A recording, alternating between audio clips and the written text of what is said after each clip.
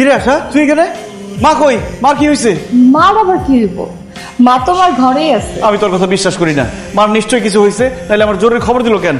মা মা আইসাস, তুমি তো মার জন্য একদম পেরেশান হয়ে গেছিলা। কই, আমার তো কিছুই হয় নাই, সে তো সুস্থই আছে। তুমি কি চাও আমি অসুস্থ হয়ে যাই? আপনি অসুস্থ হন সেটা আমি কেন চাবো? 2 দিনও হয় নাই আমার বাপের বাড়ি গেলাম আপনার ছেলেরই নিয়ে। এর মধ্যে বাড়িতে কি এমন ঘটলো যে আমাদের জরুরি ভাবে বাড়িতে আসতে বললেন? শাহিন, একটা সুখবর আছে। কি কও? কিসব খবর? আম্মা, 1 টাকা 2 টাকার তো ব্যাপার না, 5-6 লাখ টাকার ব্যাপার। এত টাকা আপনার ছেলে কই থেকে ম্যানেজ করবে? কেন, তোমার বাপে দিব? আম্মা, আপনি এটা কি ধরনের কথা কইলেন?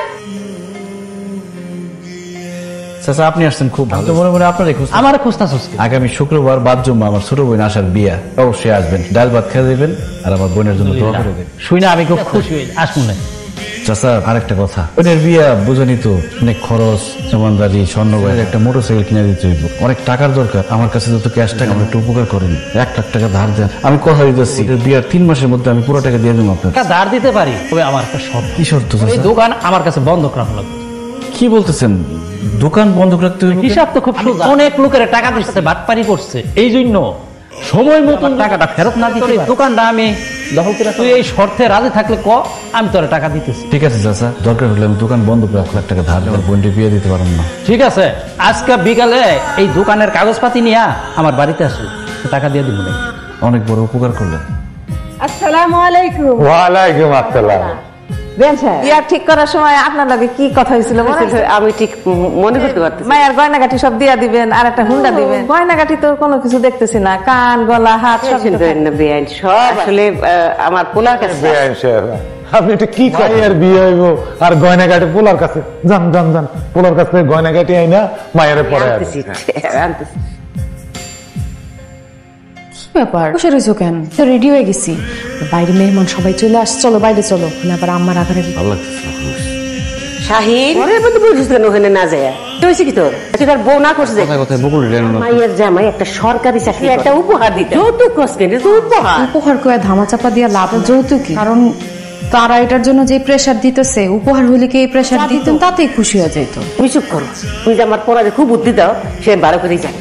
আমার মায়ের কান গলা খারিজ করাবার সময় গয়নাগাটি করতে পড়ামো, আপনি তো গয়নাগাটি দেন। আমি গয়নাগাটি করতে কি দেবো? কিরে শাহিন, ওনার মায় যে গয়নাগাটি চাইছে তো আমি কইছি তুই কিনস না গয়না? দোকান বন্ধ করে রেখে ধার দেনা করে কোন রকমের 3 লাখ টাকা জোগাড় কিনতে গিয়ে 2 লাখ টাকা শেষ। 1 লাখ টাকা দিয়ে খাওয়া দাওয়ার আয়োজন করে টাকা জোগাড় করতে পারি, গয়নাগাটিও কিনে নেই। হায় আল্লাহ, তুই গয়নাগাটি কিনছিস না? আমার মায়ের বিয়ে হইব না, এগুলো উপহার হিসেবে দিতে হিসেবে আমরা যা পারছি না দিলে বিয়ে হইব না কেন? তুই চুপ করে থাকো, কিচ্ছু বুঝি না। আমার মায়ের বিয়া, আমার মায়ের বিয়ে আজকে গয়নাগাটি দিয়েই হইব।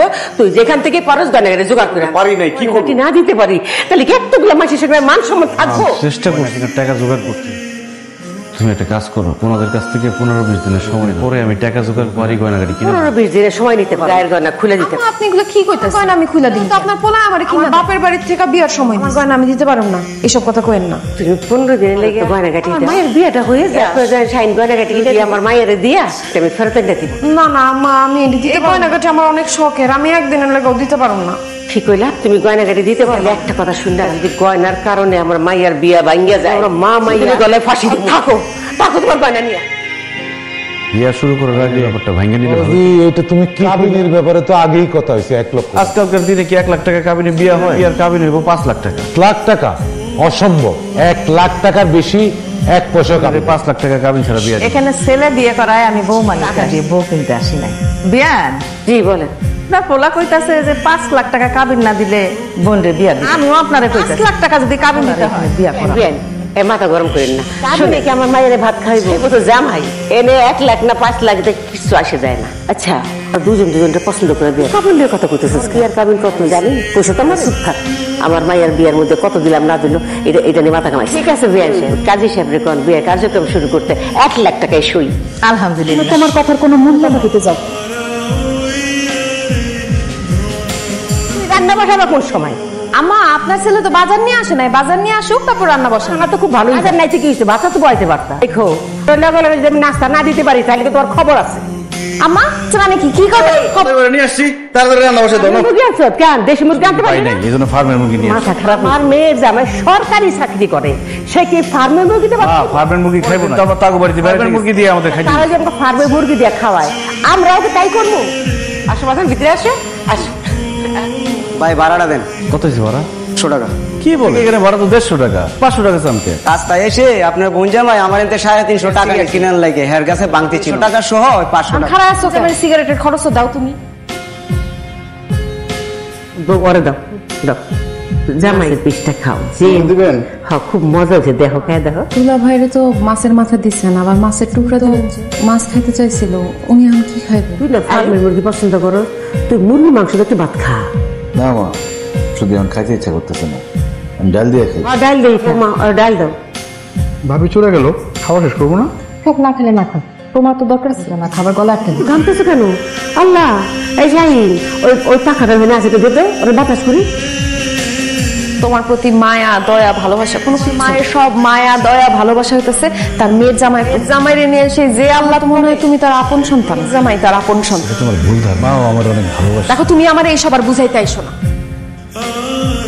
আপনি যেভাবে কইতাছেন মাইয়া জামাইয়ের লগে এই বাড়িতে থাকা শাশুড়ি না, আপনি ঘর শাশুড়ি।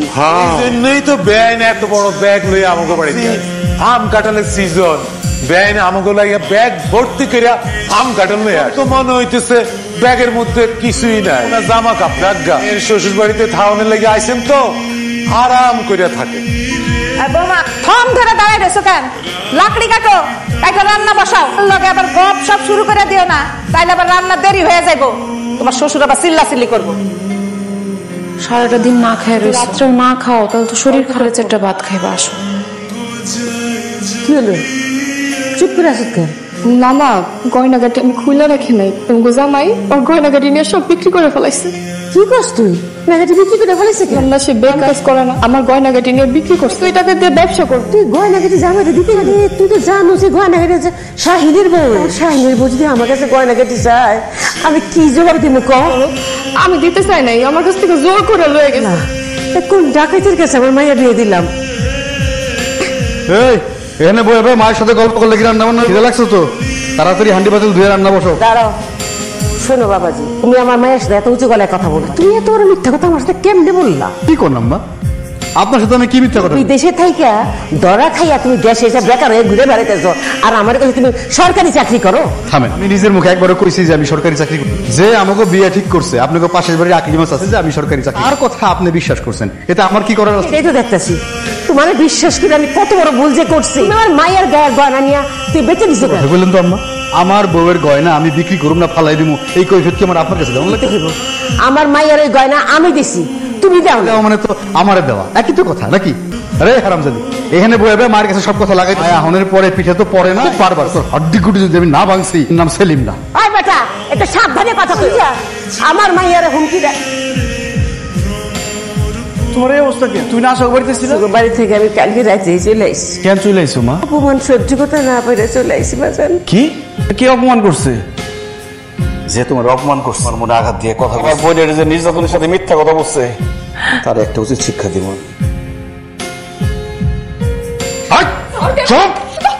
সুজাহান বাপের বাড়ি যাবি, আমার জন্য 20,000 টাকা নিয়ে ভিতর ভাইয়ের কাছে। তুই তো আমার টাকা লাগবে, এখনই যা। বাড়ির থেকে টাকা আনতে পারবি না, আজকে তোর আমি বাইরে।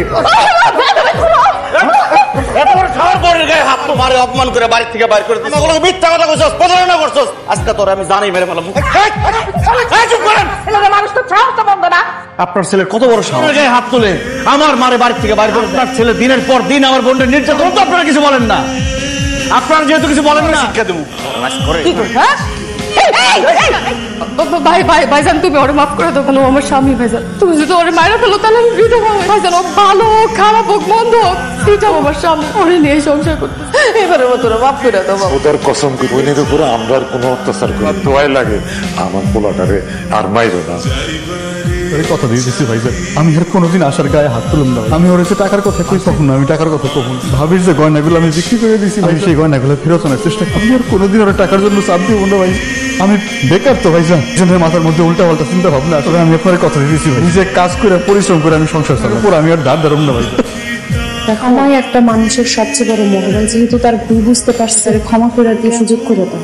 আমার কাছে না, আপনার আমার মায়ের মনে কষ্ট দেওয়ার জন্য আমার মা সারা রাত গাছ তলায় ছিল। যদি আপনাদের মাফ করে তাইলে আমি মাফ করি, তাইলে নারী নির্যাতন মামলায় সব কটার জেল খারাপ। আম্মা, আপনি আমার এত ভালোবাসেন, আমি আপনার সাথে কত বড় অন্যায় করছি, আপনার সাথে কত বেয়াদবি করছি, আর ধরে বাড়ির থেকে বাইর করে দিতে চাইছি। আসলে মানুষ না, পশু। আপনি আমার শেষবারের মতো একটা সুযোগ দেন, আপনার কথা দিতেছি, জীবনে আর কোনো দিন আপনার সাথে কোনো ধরনের বেয়াদবি করুন। আমার মায়ের আমি যেরকম সম্মান করি, শ্রদ্ধা করি, আপনি একইভাবে সম্মান করুন, শ্রদ্ধা করুন। ভাইজান ভাবিরে যেরকম ভালোবাসে, সারা জীবন তোমার সেরকম ভালোবাসো, তাহলে মাফ করে দাও। কথাটা মনে রেখো, আজকে আমার মা তোমার মাফ করছে বলে আমি তোমার মাফ করলাম।